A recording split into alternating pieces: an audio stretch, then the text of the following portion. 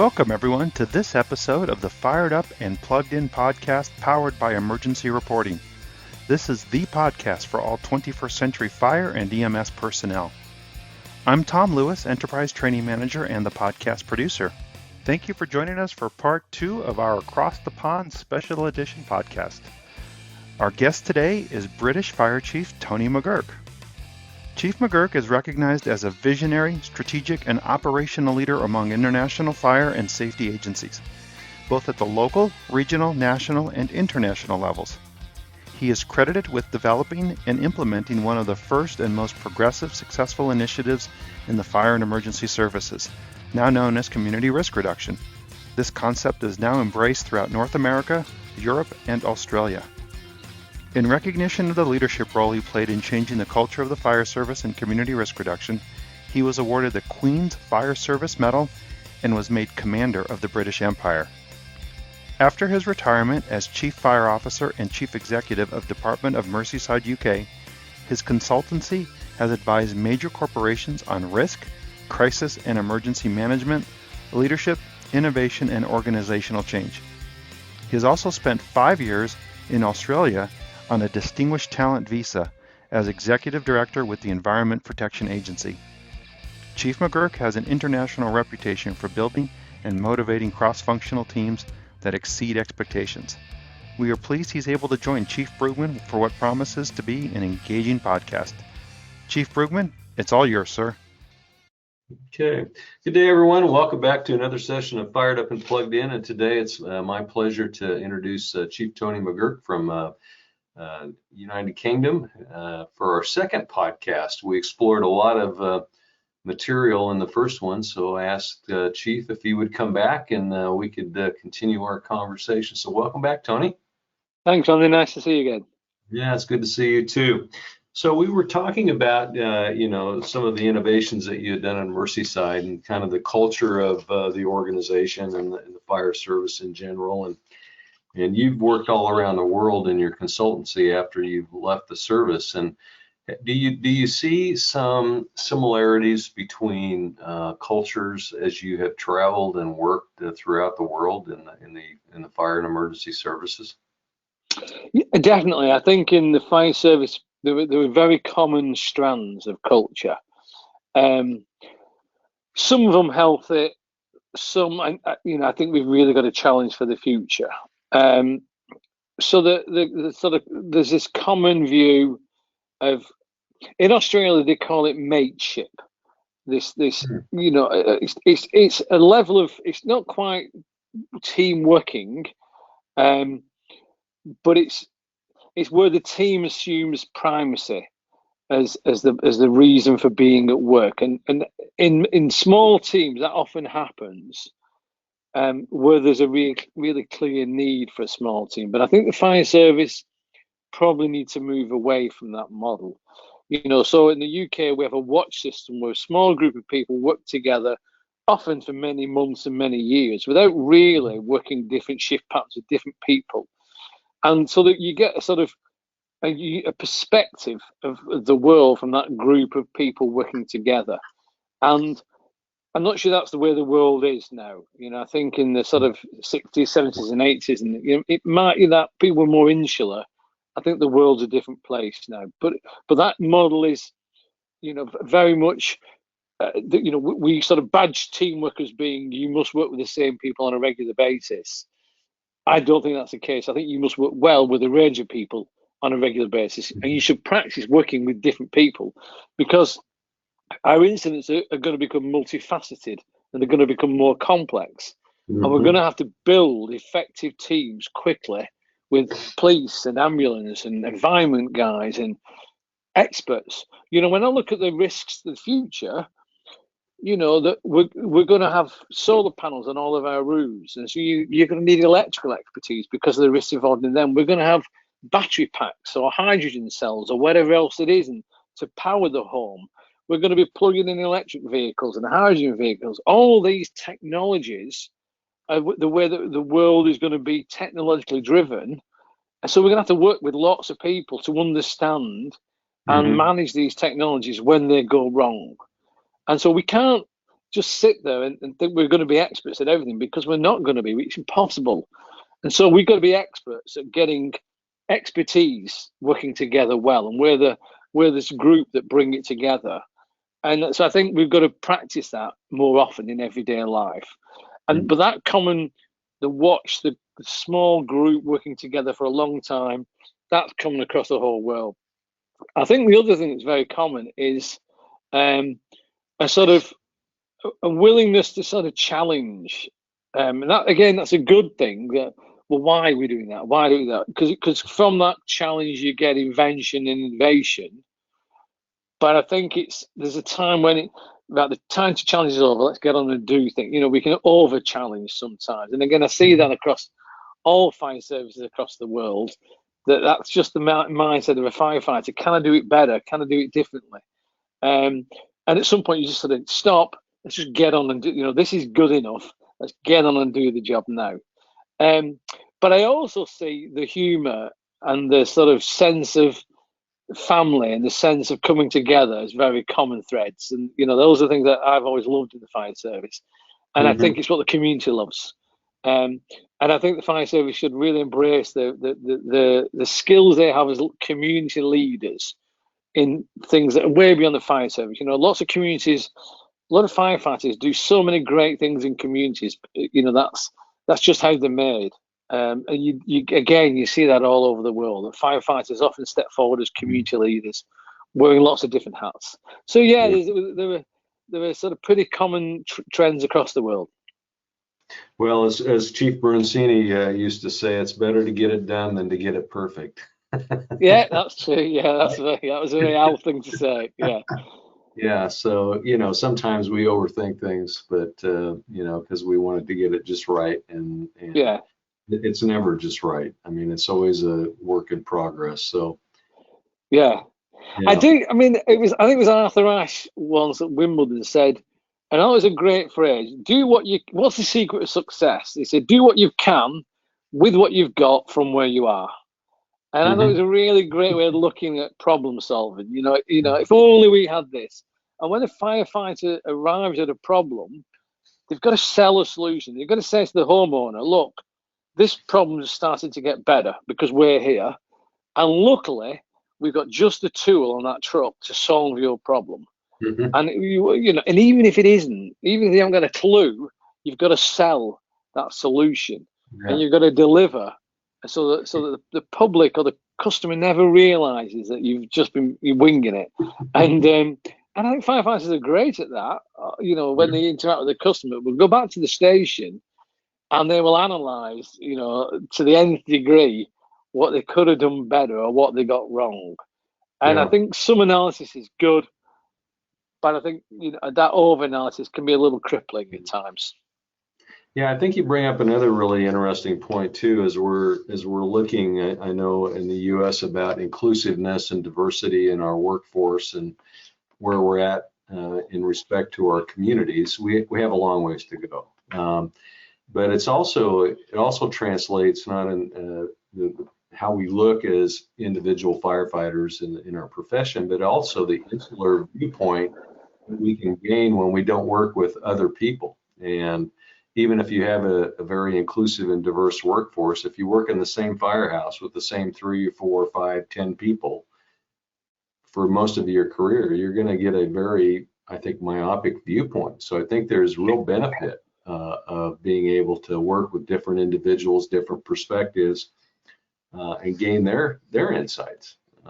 We did a big program, I called it unintentional exclusion. I've never met a firefighter who intentionally excluded anybody. They're great people at a conscious level, but it's the unintentional exclusion that we don't. That's subconscious. That's our inherent bias, that we don't really realize that we are excluding people by just those sorts of things, Randy.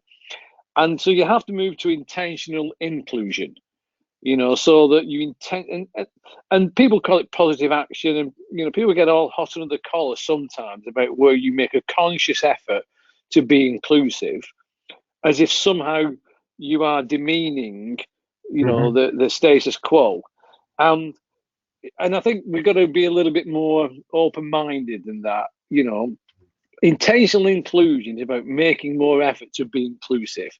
It isn't saying that you've been offensive or you've been racist or homophobic, whatever. It's just saying, it's blindingly obvious we can do better. So let's just focus on doing better. Let's not criticize or attack people for what's happened in the past, but let's at least agree in the future we can do a bit better. Let's try. You might be surprised how far we get, how quickly, with a bit of effort about the future. And I think once you de-escalate the tension, if you can, people can come more easily to that conversation if there isn't a sort of negative side to it. And we found it. Recruitment was a very important aspect of changing culture.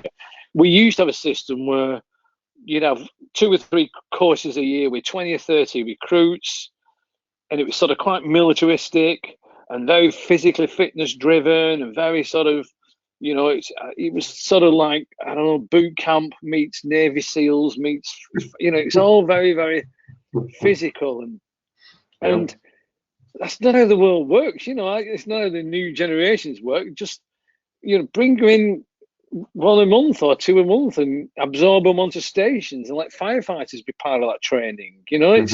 So the whole training model was a year's training where they worked in different parts of the department. They spent a month in fire safety and a month in fire investigation, a month in dispatch, and they got to learn the whole business and saw culture across the whole organization, not just this monoculture in the training environment. So when they left that, it was a real shock. It's sort of, we don't send our kids into high school on day one. You go through nursery and preschool, you grow into life. And I think working life can be a bit like that. I think, if we overwhelm people, you naturally fall in with the strongest voices or the most dominant voices. And that can sometimes reinforce negative cultures.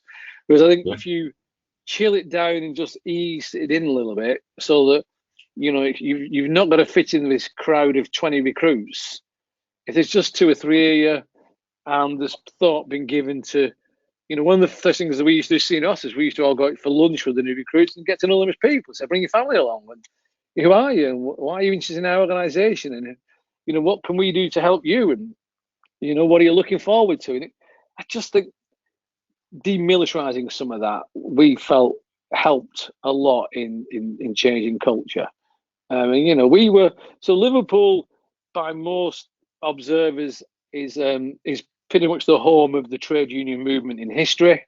And that those cultural changes can work alongside a progressive trade union. And our union, we're really keen to take forward that equality and diversity agenda. So we had a lot of support from the union about how to bring more people on board. And honestly, they recognise they had their challenges as unions as well, but they squared up to those challenges alongside us as leaders, and I think that was really, really helpful. Yeah, I love that concept where the first year on the job you spend a month in all the different divisions, so you actually are really learning the inner workings of the entire organization instead of the back step of the fire truck. I think because some people might find they don't like it. If you I think they need to say, look, the job is all of these things. It's not just getting on a fire truck and waiting for a fire and training for this to be a fire. This is the job. It's about the community. It's about what we do every day, not what not our peak performance space when we get an incident. It's about the whole picture. And this is what you're joining, and we want you to be part of growing that and actually looking for other things. So what are you bringing to our organisation? And what are your ideas about how we can open doors and how we can get involved in the community? And so what you find is that it starts to appeal to a different person sometimes. We found, when I first joined, there was quite a common set of people, people who like sport or like teams, or we seem to have lots of similar like-minded people, and that was great at one level, but I don't think that's the world of today or tomorrow. I think it is a much more the world, the globe is a village, and I think we've just got to embrace that, because otherwise we'll just be left behind, and I'd hate that for the service. Yeah, no, I totally agree. I think if you look at the characteristics of at least Gen Z that's entering the workforce, and then Gen Alpha, which will enter in the next decade, it's going to be totally different than what it's ever been in the past. And I think they're going to require that. I just think I agree. They're a much more open generation, and they want opportunity outside of a very specific lane, and I think they're going to drive organizations to do, especially fire and emergency services, to do business quite differently in the future. I agree, man, and I think they're less malleable than the generations of the past. I think we're probably very similar age, and our parents grew up sort of Second World War, and then into the 60s and 70s, and so conformity was sort of part of our lives, really. So, but I don't think these generations future view it that way. They've been brought up in a very different world, and their expectations are different, and I think that is quite a challenge for organizations. No, I totally agree. And I think leaders today and leaders that are looking to lead organizations in the future should come to realize that. You see, Australia, I was saying about I worked in Australia for a few years. They're much more progressive in that way. So, and I find that quite a challenge as a leader. So, someone would come in and say, I'm taking a couple of personal days off. And so I would say, well, what's a personal day? Well, it's a day where I just need to take a bit of time to myself, a bit of me time. So that's very nice. And who pays for that? Well, you do, of course. It's part of me working for you guys. You want me to the whole and I was really struggling with this idea of, I pay someone to have a couple of days me time. But everybody does in Australia. That's just the culture. The culture of, no one watches it. Well, I'm going to go off now and see you soon. And, whereas in England, people being off sick, or people, if you felt somebody's not pulling their weight in the workplace, it was, those views were made known. Whereas in Australia, it's much more relaxed and much more collegiate and inclusive. So do you feel better? It's about how well are you, how you're feeling. If someone takes a sick day, rather than, you've ruined my day off, sort of thing. So I found it much more caring, and although it took me a while to adjust, I think it's a healthier attitude for the future. Mm-hmm. Well, that'll be an interesting adjustment as we kind of move into that realm. I think. Me time. Especially the fire service. Yeah, that's for sure. And many of the people that are leading it today. Yeah. And the politicians, the idea that the public's fund, firefighters having 2 or 3 days leave a year for personal time. But the reality is, when people are doing a tough job, sometimes that's what they need, So I think it is going to be, I think some of those cultural changes we're all going to face, particularly in this sort of post-COVID cultural world, are going to be really quite challenging. And I don't think the absolutes, I don't think there's going to be right and wrong. I think there's going to be a lot more ambiguity, and I think managing the gaps are going to be, it's not the extremes that are going to be a problem, it's the bits in between.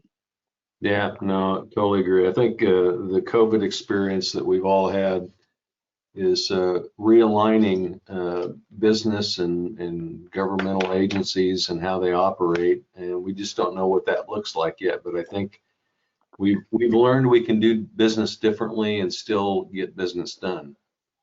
And I also think some of that is going to be, for the fire service, our approach to some of those new risks. We sort of mentioned solar panels and lithium batteries and electric vehicles. These are massive societal changes, and most of our systems are based on very traditional building systems and very traditional vehicles. And, one change is big enough, everything changing is huge, but it's got to, so the way our buildings are fueled and the way they're heated and the way they're energized and the way we get to and from them and the frequency, everything is changing around us. And I'm not sure the fire service has sort of thought for itself, what does that mean? So, for example, I did a lot of work around individual flying capability. So there's a thing called the jetpack, or pretty soon there will be drones that can carry an individual. And there was a conference in Dubai, and the idea was, so Dubai were building these islands all with luxury homes on them. And so someone's asked a question about the fire cover. So the idea was, well, why can't we have an autonomous fire engine on each of these islands? So the fire engine drives itself to the incident, and we have a small team of firefighters on jetpacks who fly to the fire and meet the fire engine at the fire. Now, everyone sort of started laughing in the room when this guy put this idea up on the screen. But he said, I don't know why you're laughing. That's entirely possible now. So tell me, why wouldn't we do it? What if we did do it? What would be the problem? Because you only need 4 firefighters instead of 4 on each island, and because if 2 fires occur, the frequency of 2 occurring at the same time is incredibly low, and then we'll have a backup squad somewhere. So you might need 8, but you certainly don't need 40. And the conversation started to unfold. It became obvious. People started saying, you know what, our thinking perhaps does need to change a lot about what, we perhaps need to go to one extreme of imagining what could be to come back, well, that wouldn't work for these reasons. But our starting point that it'll never work probably isn't the right place to start from either. No. Well, and that's a great lead into, just kind of where do you see the future going? I mean, where from a firefighter perspective, my personal belief is that if you're entering the fire service today, you will experience more change than we probably have seen in our profession in the last 200 years. No, I agree, Randy, and I think I think the merging of fire risk and environmental risk will become increasingly closer and closer together, because I think the way climate change is exercising itself leads to events, whether it's fires or floods or droughts. So I think these big events require mobilization force, and I don't think governments will invent another force plus the fire service. So I think the fire service leadership should start to think about, what business are we in the 21st century? Are we an environmental response agency that also deal with fires and medical emergencies? And if not, will there be a time when we are? Because if it's not us, then who is it? If we accept all these climatic changes are going to have an impact that will see incidence frequency and scale increase, then who is going to respond? And, aren't we to sort of say, well, what's going to be our pitch as a leadership of the fire service? Should we be going for that? Should we be saying, well, actually, you don't need an environment agency. Why don't you just have a public protection agency, or, a climate and incident, whatever you call it? But actually, the regulatory side of it's done by one group of people, and you only need one. So whether you're doing an environmental license or a fire permit, we're pretty much looking at the same stuff, aren't we? When you walk around a building, could one cap do it all? Probably. Particularly if the reasoning and the rationale, the systems were looking at both fire and environmental risk. So the regulations could easily be pulled together, I think, and then focus the response effort that's a much more integrated way. So if you talk about integrated risk management in the future, I can't think of a bigger risk than climate. So the fire component of that risk framework is the impact of fire on the environment. All right, sometimes you get a tragic loss of life, but mainly it's property and environmental loss. Rather than the loss of human life. People lose their homes, and I'm not trying to demean the tragedy in any way, but I do wonder, what point should there be a conversation about, well, how are we going to fill this need for large-scale response to emergencies that don't really have a fire in anywhere in them, but they do have a big mobilization need? So I'll give you an example. We had an incident off the coast of New South Wales where a container ship went up the coast, and the containers had been the securing was broken. So every few miles it dropped containers all the way up this pristine coast of New South Wales with some of the world's gorgeous beaches. And there was who responds to that? Now the problem is nobody has got the sort of remit to do that. But those are the sorts of incidents that will increase the impact on society. And I think someone say, well, could the fire service not do it? Well, our powers and all the legislation, we'll have a reason why we couldn't. But perhaps it's time to say, well, what if we did do that? What does that offer opportunity to the fire service rather than threats? So I do think the future is about how are we as a service and a set of businesses going to get ready for the biggest threat facing our generation and many generations to come, which is the impact of climate change, and saving the planet. And how can we, work within communities at a micro level, whether it's recycling initiatives or, one idea I was listening to I thought was really interesting.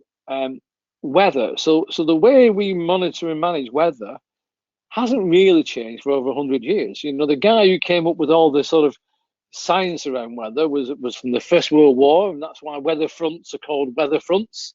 So it's 100 years old, and the accuracy of weather depends on the number of data collection points. So in most parts of the world, it's your local airport. But what if you had a weather station on every fire station? So your weather was so granular, the local community could look at their weather instead of the next town or the next city, and so can the fire service be a part of that? Because community risk, a lot of it is affected by the weather, so I think it's about very open-minded looking conferences and events to say, well, what does this mean for the fire service?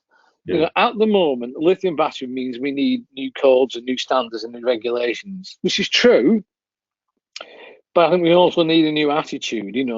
The regulations have got to enable that technology, because without it, we're going to run out of fuel.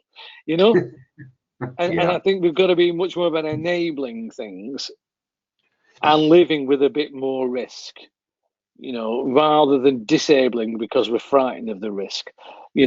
Yes, the vaccines cause blood clots. On balance, we're going to live with a risk. And I think that's a good example of the choices we're going to have to make more and more. And I think the fire service needs to be at the heart of that process, using our skills in risk judgment to lead how we do that. Because if we don't, I think somebody else will. I think that gap will be filled by other agencies. And I think in the post-COVID world, that all the health agencies have come out this quite rightly with incredible confidence, and people feel really grateful. In the UK, I don't know also, but in the UK, the fire service has done a lot more than they've got the credit for. They've got very little credit compared to health and all that. And I think that's quite an interesting challenge in the future, relevance and importance when there's a hierarchy of funding. And I think we're going to have to fight for our share of that pot. So I think the leaders of the service have got to start perhaps thinking about what does that mean for our visionary statements and our sort of long-term view of the fire service. Yeah, I agree. I think, as we look down the road, I mean, our silo has been pretty much built around response. I think our future is built around that'll be an element of it, of who we are, but we're going to have to do many, many more things if we hope to sustain ourselves in the future. And you talked about granular data like the weather stations in every fire station. Just think of all the data that we're going to be able to capture from smart buildings, smart cities, autonomous cars. We're going to know more in the future about what we're responding to, how to control our risk. And that's going to open up, I think, many, many opportunities for the fire and emergency services if we're willing to embrace that vision. No, I think you're right, Randy. And I think the challenge is becoming part of the vision. So what what do smart buildings genuinely offer the fire service? And I think that there's got to be a reality. Well, sort of the scientists, it could do this. Yeah, but why would I want to know that? It's. I think what the fire service does bring is a real pragmatism to, technology should aid an outcome. It shouldn't be the end in itself. It's a means to an end. Yep. And I think sometimes. So I was very interested. I did a little bit of it when Google bought the Nest product, which is this combined smoke alarm and carbon monoxide alarm. And in the UK, it was about $150 for this alarm, which is basically the smoke alarm and a carbon monoxide alarm. The two of them are cost you sort of $20. And so I said to go, why would I spend $130 to just have one thing that did both jobs? Why would I do that? Well, because you've got this light and it does this, and it's all in one unit. I said, well, are you selling millions? No. So we thought we said, could you help us sell more? I said, well, not really. No, I think you bought a dumb product. It's just technology for the sake of technology. Whereas if they invented a little robot that when you're out and could put a fire mist on your cooker, if your cooker set on fire for $100, yeah. I said, what's the problem that actually exists in communities? Not what have you got a solution to which you can create a problem. No one has a problem that requires a joint smoke and carbon monoxide alarm. No one has that problem that isn't already solved by a cheaper version of your product. So what are the new problems that you can design a product to solve? And as we all get older, and not all, but everybody does get older, but as the community ages and independent living becomes more challenging, little home robots, an Alexa firefighter, could they invent that? What would it look like? Wouldn't that be really cool too if we could invent that? And so I think that's where the exciting bit comes in, unlocking. I think more and more information about buildings suits the IT companies, but I'm not sure it helps the firefighters. I remember, I would say once every 3 weeks, I'd get a guy from when I was a fire chief saying, can I come and talk to you about an idea? I've had a great idea. And I used to say, if I can get your idea the moment you walk through the door, you buy me dinner. And if I get it wrong, you can explain the idea and then I'll buy you dinner. Great. So they walk in, they'd sit there and I'd say, right, I think your idea is firefighter tracking. You're going to tell me how you can track a firefighter when they're inside a building. He went, yes. Oh, well, let's go for dinner. He said, how did you know? I said, I must get one guy every week. I said, do you think we're so stupid in the fire service? None of us have figured that out. Why do you think we don't have that system? Certainly in the UK. I said, because you will say to me, your system works on 95% of occasions, whatever it is, but it's never 100%. So as a fire chief, if your alarm goes off, I've always got to work on the principle that this is that one time when your system didn't work. And I've got to behave as if your system doesn't exist for the safety of my firefighters. So unless you can guarantee 100%, it's a pointless system. It's just technology for the sake of technology. Mm-hmm. And I think we've got to be careful. A lot of technology can take that route. The technology exists for the technology, not for a purpose. And I think the fire service has got to be, I think we've gone through a phase of being seduced by technology for the sake of it. I think because we use technology so much in our everyday lives, we're more attuned. What does this actually do for me in making this job easier or safer or cleaner? And I think we're going to be more demanding as customers of technology in the future. So I think the data side could be interesting. I think, the companies like in sort of the reporting businesses and the data businesses are already really well advanced and giving us great data. I think other technology, which is more operational, needs to find the problem it actually solves, rather than it being a technology looking for a problem, if you know what I mean. No, I totally get that, and I think that's a good call to arms, if you will, for the entire fire service worldwide to engage in those discussions, because oftentimes they develop things and then they bring it out, and it really has minimal impact on what the issue is or the problem is. Well, Well, I'll give you an example, Randy. So I did some work around the dangers of the solar panels. So if a firefighter touches the solar panel, there's DC current, it can give them a nasty bang. Mm-hmm. If they've got a heart problem, it can actually stop their heart. So it is an issue. And so I said, well, why don't we need to make them safe so a firefighter touches them.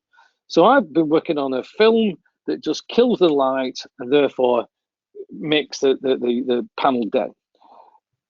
And when I had this conversation in Australia, well, no, you need an inverter.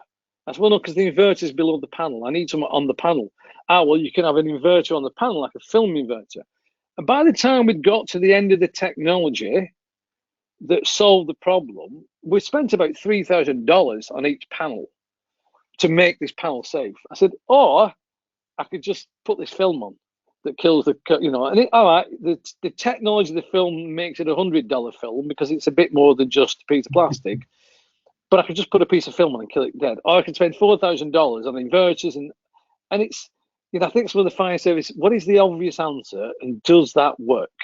It's not always got to be a mega technology solution. And I think fire services are good at, I think we're kicking back a bit now against the technology being, engineering is not the only answer. Sometimes a very simple human-based intervention is a very good solution to our particular problems. And I think that's the same with a lot of the new systems. So that, we're working on a massive blanket for lithium batteries. Will it work? Probably. It'll do a good job.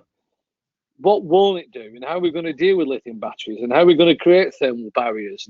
And I think we've got to think about the outcome of what needs to be developed to solve the problem of the future, rather than what's developed now and how can we make it fit this solution. And I think you hit the nail on the head, Randy. I think we've got to look ahead, look upstream a bit more perhaps than we have done in the past, because I think the problems are changing a lot.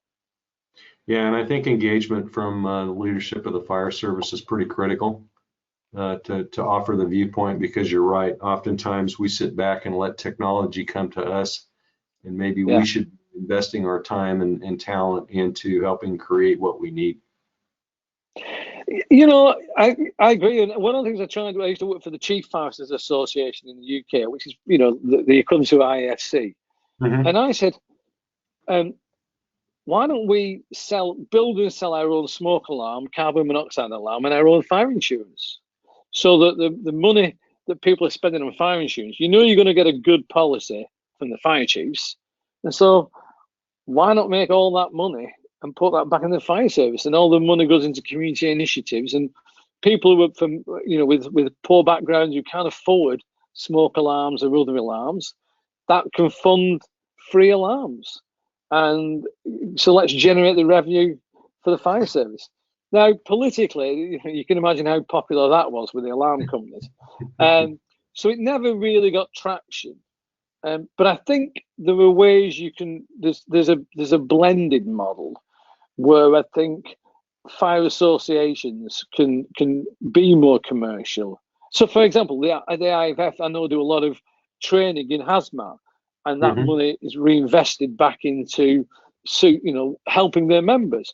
I think it's a great social enterprise, and I think we can unlock that social entrepreneurialism in firefighters more for the benefit of the service than perhaps we have done in the past. Firefighters, there's some very successful fire business leaders who aren't necessarily the leaders of the fire service. They take those skills outside of the fire service.